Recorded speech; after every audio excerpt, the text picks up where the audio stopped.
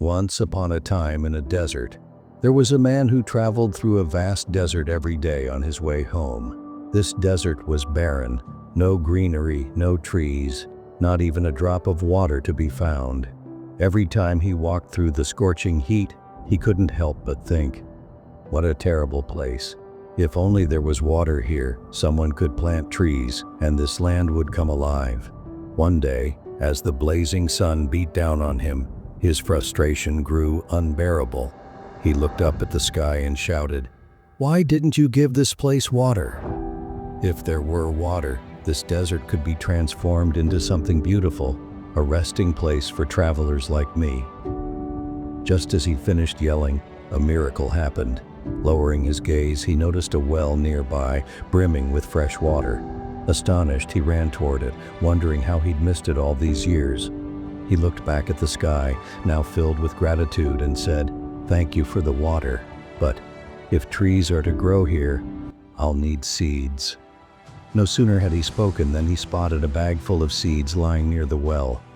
Once again, he couldn't believe his eyes. However, doubt crept in. This is dry sand. How can anything grow here? As if in response, he noticed the ground beneath him slowly softening. The once hard, dry soil was turning moist. Overwhelmed, he began to panic, thinking, is this some sort of sign? What if I'm expected to plant trees here? Without waiting for more signs, he decided to leave. Just as he took a few steps, a piece of paper flew into his face. On it were written these words, "I've given you water, seeds, and fertile soil.